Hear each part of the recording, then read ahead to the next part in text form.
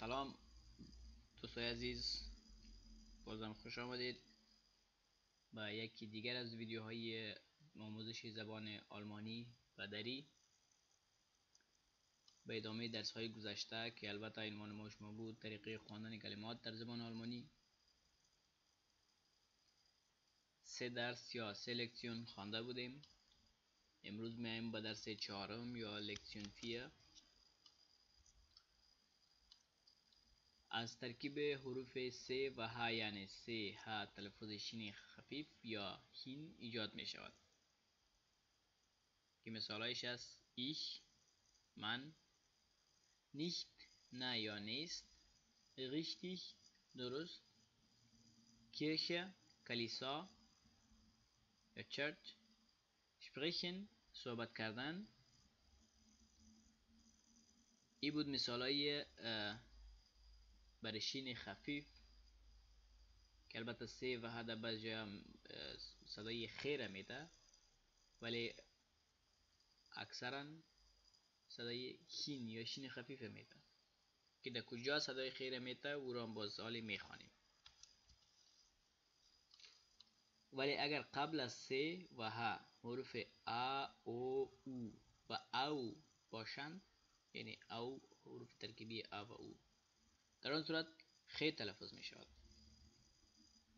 مانند نخ، مخن، نخ، کوخن، بوخ. ببینید کلا خ تلفظ میشه.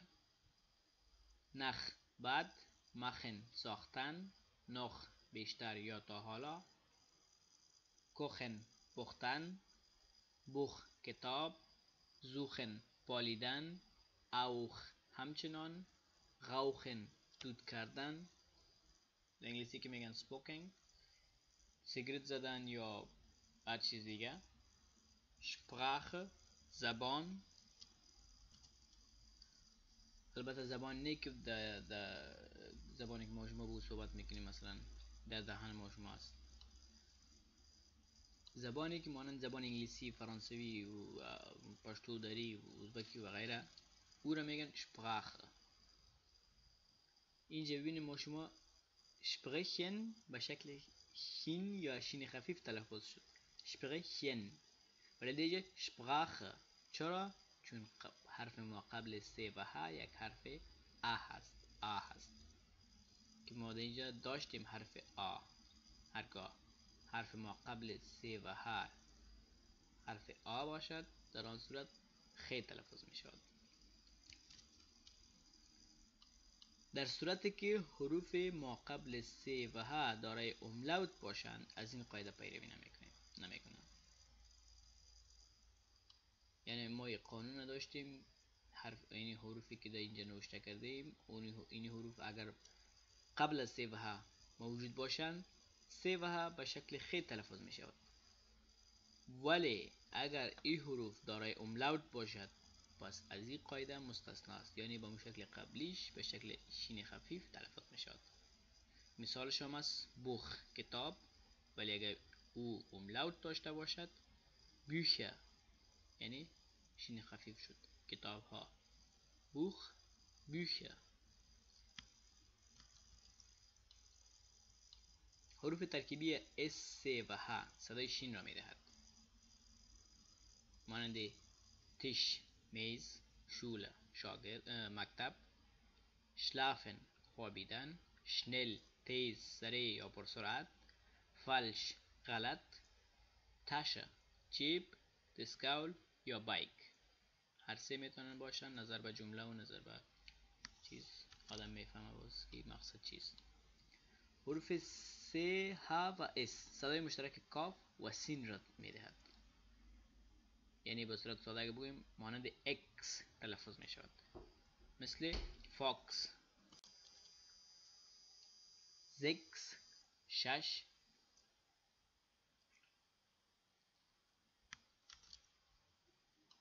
از ترکیب ت اس س ه تلفظ حرف چ ایجاد می شود، مانند دویچلند آلمان یا جرمنی، رutschen لغزش یا لغزیدن، هرگاه حروف است و یا اسپ در اول کلمه یا در اول یک سیلاب باشند تلفظ شین جمع ت مثل شت شت و یا شین جمع پ مثل شپ شپ را دارند. مثال هایشان است sprechen صحبت کردن، sprechen sprechen صحبت کردن، spielen spielen بازی کردن یا امی بازی کردن رقص نه، امی بازی کردن مثل در انگلیسی که میگن to play، بازی کردن ساتری کردن. spielen student student student دانشجو یا محصل. Straße Straße سرک. Bleistift Bleistift پنسل. Beispiel Beispiel Beispiel مثال. هرگاه دو حرف بی صدای همنام و یا حروف س و ک در یک کلمه پشت سر هم بیایند کوتاه تلفظ می شود، مانند موتر موتر، کامن کامن آمدن، ننن نامیدن، آفن باز، دکه سقف یا کمپل، اکه کنج یا کنار، امو مثل بازی فوتبال هم کارنر که میگن نه، کنج کارنر نه ولی کنج میگن.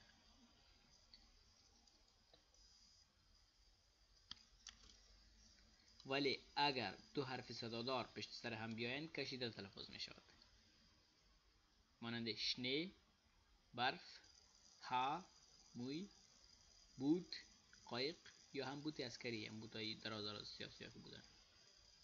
این تقریبا بگوییم که برعکس از این، یعنی هرگاه دو حرف بی صدای همنام پشت سر هم بیایند کوتاه تلفظ می شود، ولی اگر دو حرف صدادار پشت سر هم بیایند کشیده طویل یا دراز تلفظ می شود. هرگاه اغ یا آر در خاتمه کلمات و یا سیلاب قرار بگیرد خفیف تلفظ می شود، یعنی اصلا وقتی گوینده تلفظ میکند شنونده حس نمیکند که در اینجا اغ تلفظ شده باشه یا موجود باشه. مانند حروف سایلنت که ما شما برش میگیم در زبان انگلیسی باید نوشته شود ولی تلفظ نمیشود. فعل فعل اشتباه، فعلغ نمیشه خوانده، فعل اشتباه. لیغا لیغا استاد. دیا دیا دیا. شوله شوله شاگرد. ببینید در اینجا قسم تلفظ میشه که شنونده فکر میکنه شوله مکتب کس و مقسم است. نو صرف یا فقط.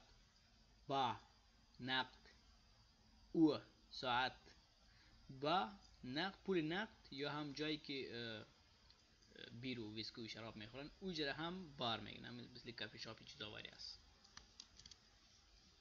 این بود درس چهارم ما شما، با امید از اینکه چیزی یاد گرفته باشین. شما هم با دوستایتان شریک کنید تا آنها نیز استفاده برده باشند.